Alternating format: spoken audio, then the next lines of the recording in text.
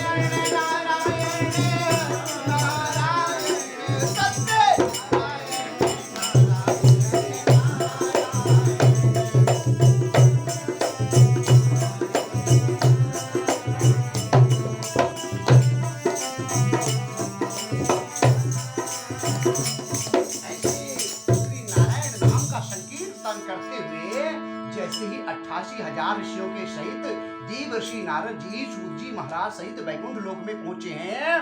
देवर्षि वो देखते हुए विष्णु भगवान श्री समेत उठ करके खड़े हो गए, सिंहासन छोड़ दिया, आदर सत्कार किया, समस्त ऋषिगणों का सिंहासन पर विराजमान किया और कहते हैं प्रभु आज तो मेरा वैकुंठ लोक ही धन्य हो गया। इतने ऋषिगणों के जो चरण पड़ गए आज वैकुंठ लोक सचमुच आज कृतार्थ हो गए हम। बड़ा आदर सत्कार के साथ बैठाया। परमात्मा तो अंतर्यामी है, भगवान विष्णु तो जानते ही है क्यों आए हैं मेरे पास, फिर भी मर्यादा कहती है कि कोई आपके पास आया है तो पहले उसके मन की बात पूछ लीजिए।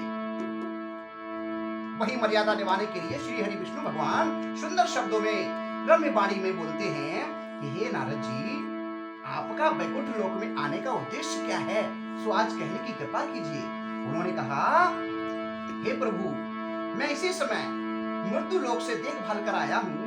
जितने भी प्राणी भूमंडल पर निवास कर रहे हैं वो सब के सब दुखी हैं। कोई तन दुखी तो कोई मन दुखी, तो कोई धन बिन रहे तो उदास, और थोड़े थोड़े सब दुखी और सुखी राम के दास। कहते हैं प्रभु सभी प्राणियों को दुखी दिखाई दिए हैं, लेकिन थोड़े थोड़े सुखी दिखाई दिए हैं। तो कोई बल जो भगवान के भक्त हैं वो थोड़े थोड़े सुखी है, पर उन भक्तों के संकटों का हरण हो जाए, उनका जीवन सुखमय हो जाए, कोई ऐसा उपाय बतलाने की कृपा कीजिए।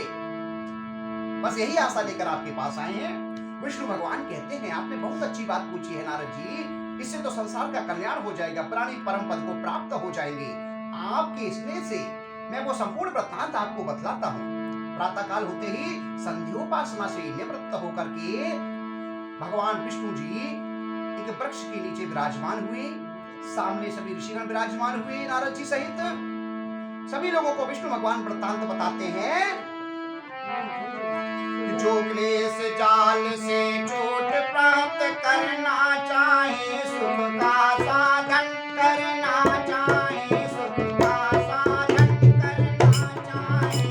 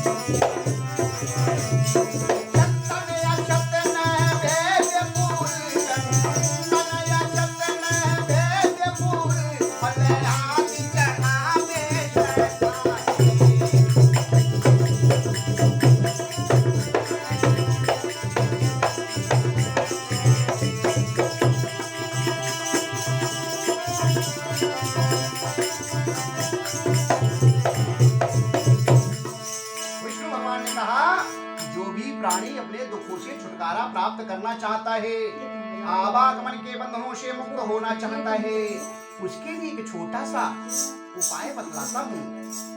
वो है भगवान सत्यनारायण का व्रत और पूजन। इसके करने से सभी प्राणियों के दुख दूर हो जाएंगे और संसार में सुखी रहेंगे और अंत समय मोक्ष को भी प्राप्त कर लेंगे। जब ऐसा कहा विष्णु भगवान ने तो देवर्षि नारद जी कहते हैं प्रभु अवश्य जल्दी से बतलाइए ना, अब इंतजार और नहीं हो रहा है, इतना शीघ्र ही बतलाने की कृपा कीजिए। तब विष्णु भगवान कहते हैं कि जो भी प्राणी इस व्रत और पूजन को करता है वो संसार में निहाल तो हो ही जाता है। देवर्षि नारद जी कहते हैं प्रभु कब किया जाता है, कैसे किया जाता है, पूजन की सामग्री क्या होती है, संपूर्ण विधि विधान बतलाने की कृपा तो कीजिए। कहते हैं हाँ देखो यूं तो सब तिथियां उत्तम होती हैं। जिस दिन आपके मन में सच्ची श्रद्धा हो, निष्ठा हो, भगवान के चरणों में प्यार हो, उसी दिन सायंकाल के समय कहते हैं प्रभु अरे तिथि चाहे कोई भी हो,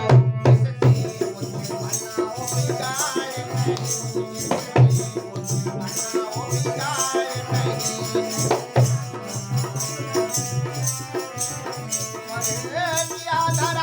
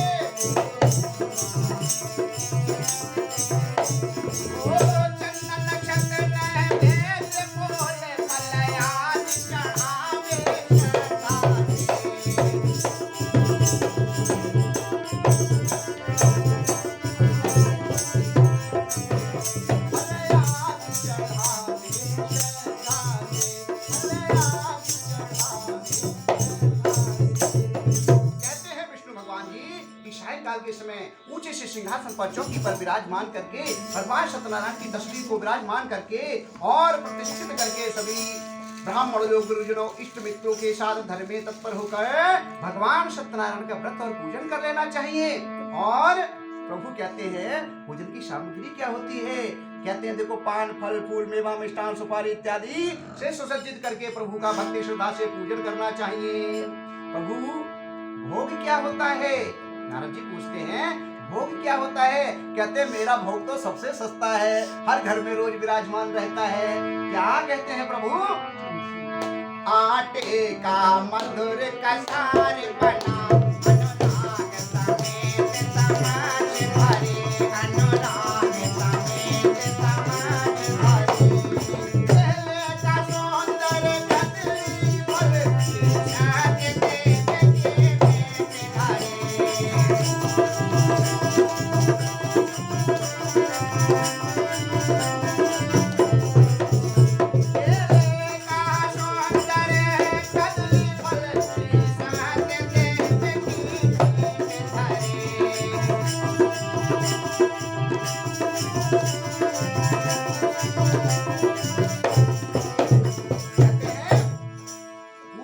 फल फूल मेवा मिष्ठान सुसज्जित करके उसके बाद आटे का मीठा कसार बना करके उसमें गुड़ या शक्कर मिला करके प्रभु के चरणों में सवाया करके समर्पित करना चाहिए।